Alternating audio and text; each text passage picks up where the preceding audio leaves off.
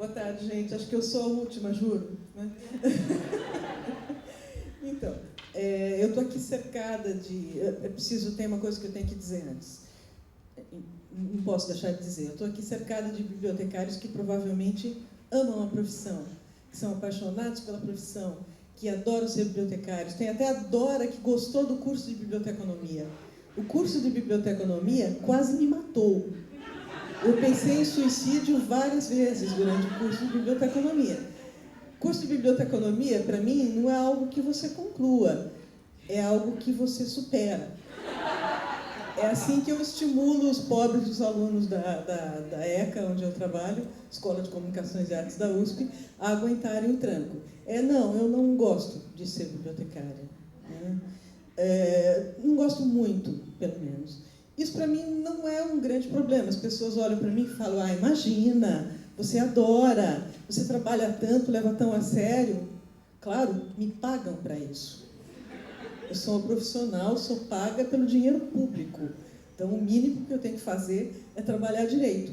Não é por amor, é por profissionalismo, simplesmente. Né? Eu tenho a sorte de trabalhar num lugar que eu gosto. Posso não gostar muito de ser bibliotecária, mas eu gosto do meu trabalho. Trabalho na Escola de Comunicações e Artes da USP e sempre trabalhei com documentação audiovisual. Foi só isso que me segurou na profissão, porque pela documentação audiovisual eu consegui ficar perto e ter contato das coisas que eu realmente gosto. Arte, cinema, música. Né? Isso aqui é bacana. Foi isso que me segurou na profissão. A USP é um lugar interessante para a gente trabalhar, principalmente pelo contato que a gente tem com pessoas interessantes. Mas é um lugar que tem problemas. E eu gostar da instituição e respeitar a instituição e levar a sério não quer dizer que eu não possa fazer críticas. Até porque foi na USP que eu aprendi que a crítica não é só uma característica da personalidade da gente, que a gente aprendeu com a mãe, no meu caso, eu aprendi com a minha mãe, mas é um método, né? Tem que ser uma postura acadêmica e uma postura diante da vida. Então, eu não abro mão de fazer críticas. Eu tenho um blog chamado Dia de Greve, que eu comecei a fazer durante uma greve na USP, em que eu faço críticas bastante sérias à universidade, às bibliotecas da universidade. Ainda não fui processada, né, como o Chico, mas acho que, não sei, é uma possibilidade. Enfim, qual o problema da USP? Um dos problemas da USP, além de não ter mais dinheiro e de São Paulo não ter mais água, é uma instituição extremamente elitista e autoritária. É uma instituição onde o poder é exercido por um grupo muito pequeno de pessoas. Nem sempre poder é exercido jamais por eleição direta, né? Nem sempre é exercido porque sejam as pessoas mais adequadas para isso, mas porque fizeram a política certa e lá estão. Esse viés autoritário da instituição, ele contamina todas as relações lá dentro. A relação professor-aluno, a relação professor e funcionário, a relação entre funcionários e alunos e a relação entre funcionários e funcionários. É tudo marcado pelo autoritarismo. A USP, para vocês terem uma ideia, é uma universidade que ainda reluta e parece que não quer sequer adotar um sistema de cotas para ingresso na universidade. Parece que, se for adotado o sistema de cotas, vai todo mundo morrer na USP, porque é um medo horrível dessa questão. Né? Então, isso é uma coisa muito séria, é uma coisa forte no nosso cotidiano. Bom, e nas bibliotecas? A biblioteca não poderia ser diferente, né? Ainda mais ambiente de biblioteca que tem já muito de autoritário, né? Muitas vezes. As bibliotecas na USP são assim, cada unidade tem a sua. A gente se organiza num sistema de bibliotecas, que tem um departamento técnico, para dar conta das questões que precisam ser centralizadas entre as bibliotecas. Chefia de biblioteca é um cargo de confiança, as pessoas são designadas pelo diretor da escola e lá ficam, né? por muitos anos, muitas vezes, e funciona assim. Quem manda é o chefe da biblioteca. Se o chefe da biblioteca tiver alguma mínima noção do que tem que fazer na vida, for uma pessoa minimamente competente, obviamente ele vai administrar em conjunto com os demais bibliotecários, vai ouvir a equipe, vai fazer um trabalho de gestão decente. Se não for, ninguém o obriga a fazer isso. Né? É muito fácil um bibliotecário na USP passar a vida toda sem conseguir sequer fazer valer a sua opinião. Né? Muitas pessoas, isso é muito comum, tem um ditado na USP que diz manda quem pode, obedece quem tem juízo. Eu já ouvi isso várias vezes. Manda quem pode, obedece quem tem juízo. Olha, eu só estou cumprindo ordem, me mandaram fazer. Né? Isso é muito comum e você pode fazer isso. Vai passar a sua vida toda sossegada. Mas você não precisa, né, fazer isso. Existe, entre as várias formas de brigar contra isso, existe a guerrilha.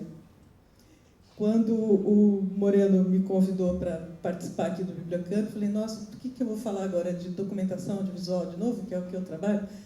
Eu vou falar de guerrilha. Depois eu fiquei pensando, e agora, né? Como é que eu me saio disso? Porque, na verdade, o que eu chamo de guerrilha é uma prática que a gente sempre fez na biblioteca onde eu trabalho, que a Escola de Comunicações e Artes da USP, apesar de estar num ambiente tão autoritário, tem uma forte tradição de rebeldia. Foi uma escola criada na época da ditadura, não deixaram criar um instituto de artes, resolveram criar uma escola de comunicações e artes, para não ser algo que parecesse tão assustador, né? Na época da ditadura, parece que o povo tinha medo dessa coisa de artes, e foi igualmente complicado, foi uma escola sempre muito briguenta, que sempre criou muito problema. Né? Essa tradição que a gente tem na ECA ainda atenua um pouco esse viés extremamente autoritário e hierarquizado na USP. Afinal de contas, o que é guerrilha? Quase todo mundo que falou aqui falou de guerrilha. Todas essas práticas, essas bibliotecas comunitárias, o que a Biblioteca Parque está fazendo, o que o Chico faz, o que a moça que acabou de falar de seu blog de literatura faz, tudo isso, na minha concepção, é guerrilha. Guerrilha é tudo que a gente faz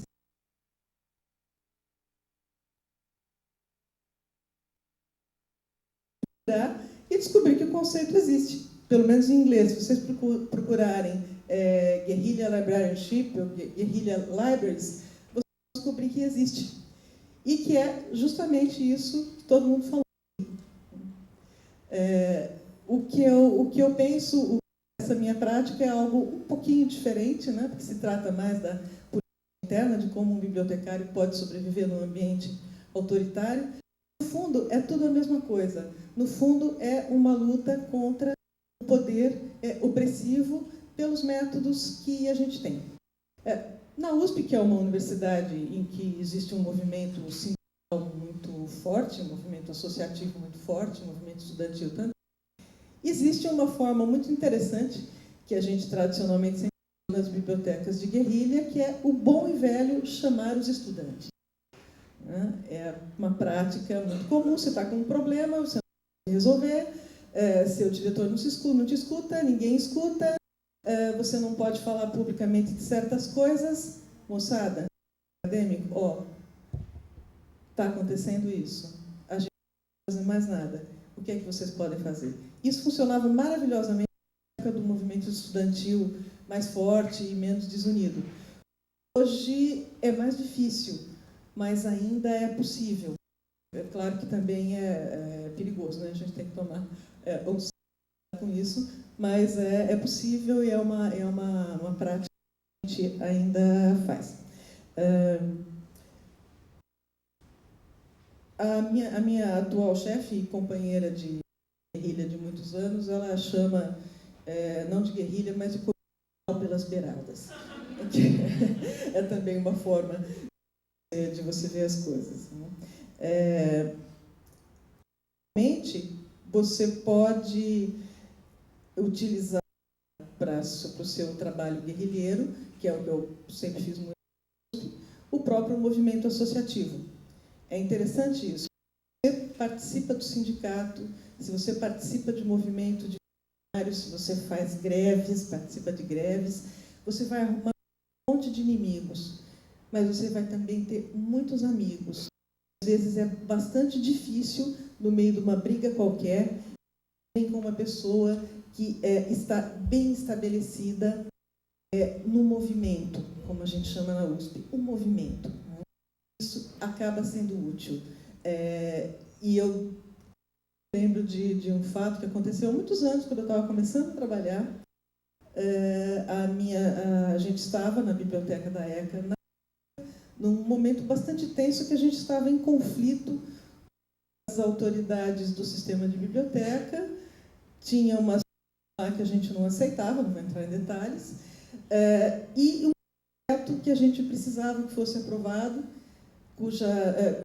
e esse projeto não saía, nunca recebia o aparelho técnico da bibliotecária rainha do sistema na época, e né, isso estava prejudicando a biblioteca, prejudicando as carreiras dos próprios bibliotecários. Minha chefe, na época, que era uma pessoa formada no movimento sindical, que começou isso ainda na ditadura, falou: gente, fulana está barrando, eu vou ter que negociar. Uma reunião para negociar. Conseguiu, que tinha que ceder, conseguiu um bom acordo, né, e voltou para a gente do lado mais desagradável da conversa.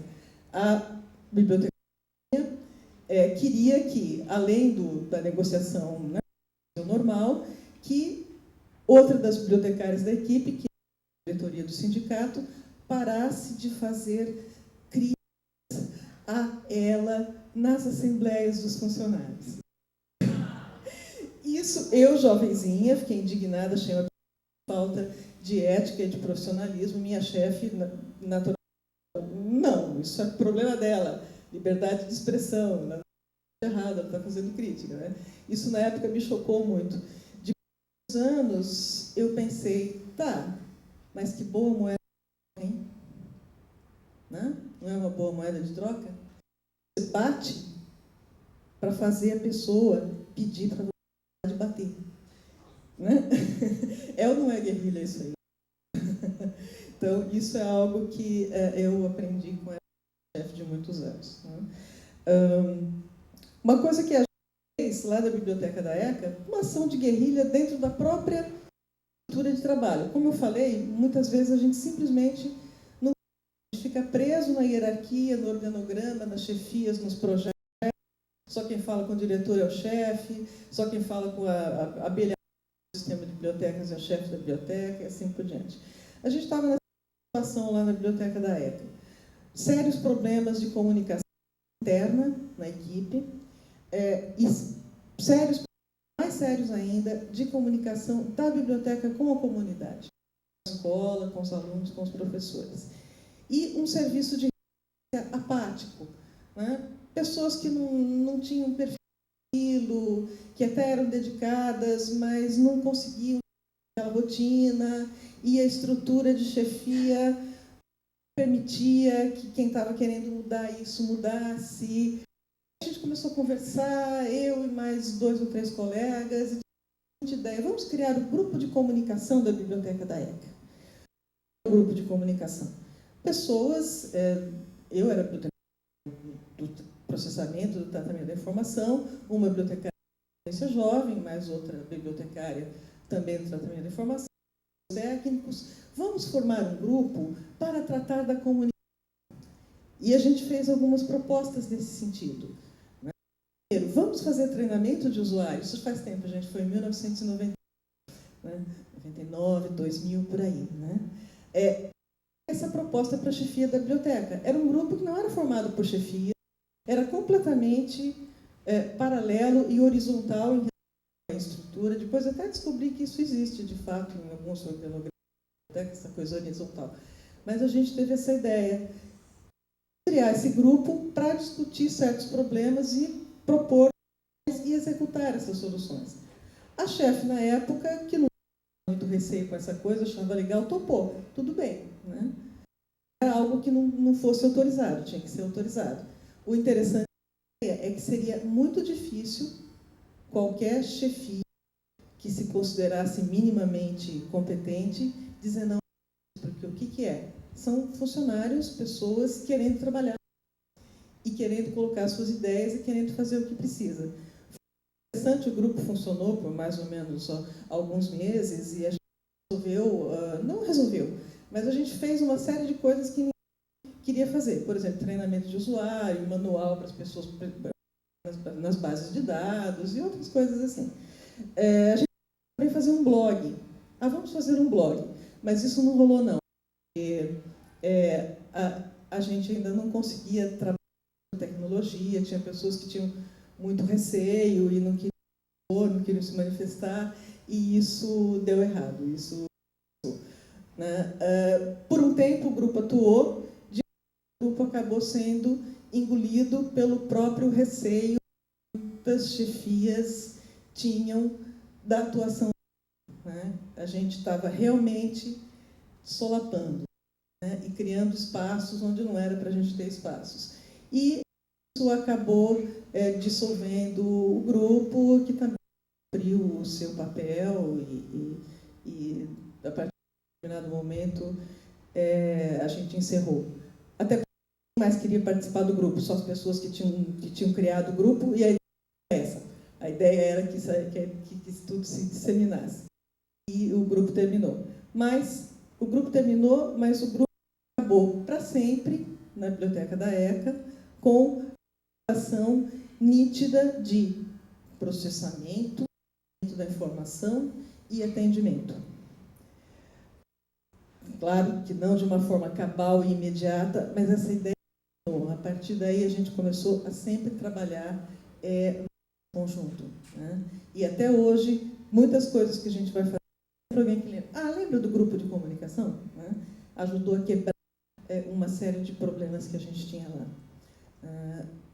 Outra forma que eu acho bastante interessante, outra área brasileira bastante interessante, são as mídias sociais. O que ela faz. Né? Não só as redes sociais, os perfis da própria instituição das redes sociais, que são úteis, mas os nossos pessoais, né? As coisas que a gente faz nas redes sociais ajudam a fazer o quê? A aproximar o bibliotecário do seu público. Muitas vezes, em situações de conflito, alguma discussão lá na USP, eu já vi isso. Mas você não vai escrever isso no seu blog, né? Eu falo, não, por enquanto não. Né? Meu blog é bastante conhecido do pessoal. Tem coisas que, às vezes, nos perfis oficiais das bibliotecas, das instituições, a gente não pode fazer, mas a gente pode fazer falando o nome. E a gente pode se colocar de tal forma que se torne uma pessoa conhecida na instituição e firmemente associada ao nome da instituição. Isso eu acho uma excelente arma de guerrilha. Na da ECA, o nosso trabalho nas redes sociais sempre teve algo de guerrilha, porque, embora tenha sido consentido, né? Tá bom, vocês querem fazer, vocês façam, sempre foi algo que incomodou bastante. De fato, né? Bibliotecas em redes sociais incomoda um pouco nessa estrutura autoritária, justamente porque aproxima a equipe do seu público. Ainda existem bibliotecas em que a chefia aprova, né? As postagens, não tem que passar pela chefia para aprovar as postagens no Facebook, etc. Né? Não era assim que a gente trabalhava. Foi alguma coisa incômoda, a gente sempre achava, a sensação que tinha do pessoal que trabalhava com isso era o mínimo erro que a gente cometer, a gente vai dançar, esperando que a gente cometa um erro. Né? Tanto que houve até episódios de perfil no Facebook ser apagado sem que o pessoal da referência, que era que fazia o trabalho fosse informado, esse tipo de coisa. Mas a gente vai assistindo e batendo o pé até que a coisa se tornou grande e visível demais para ser simplesmente cancelada, né? Isso que eu falo, que a gente fez um trabalho de guerrilha nas mídias sociais, na época. O que mais? Uma outra coisa, durante muitos anos, meu trabalho das minhas históricas na universidade é a briga pela documentação audiovisual, é a briga pela manutenção do trabalho da Biblioteca da ECA com a documentação audiovisual, que é um trabalho pioneiro, que começou há uns anos, ainda na década de 70, e que é um trabalho baseado no quê? No usuário, na necessidade do usuário, não na aprovação de outros bibliotecários. E isso sempre foi alguma coisa muito diferente, muito difícil de ser levada adiante, e sempre ameaçado de ser engolido pelo status da biblioteconomia, das normas feitas para livros, e ambiente acadêmico onde trabalho com arte, trabalho com música não tem a mínima importância. É completamente desprezado, tanto pela academia em si, quanto pelo próprio sistema de bibliotecas. Essa briga eu, com certeza, vou perder. Eu estou perdendo. O que vai sobrar dessa briga é o que eu faço por aí, na minha atuação paralela, no meu blog de documentação audiovisual, nas palestras que eu faço, né? Isso vai se perder na USP. Com certeza é uma briga que eu perdi, mas uma briga que eu não perdi sozinha, que eu não estou perdendo sozinha. Porque o mercado de trabalho para a documentação é um mercado que a gente provavelmente já por falta justamente de compreensão, de profissionais que entendam isso, que queiram trabalhar isso e que tenham um olhar diferente, né, para esse trabalho. Eu acho que a gente, se não perdeu completamente, ainda vai perder em muito pouco tempo.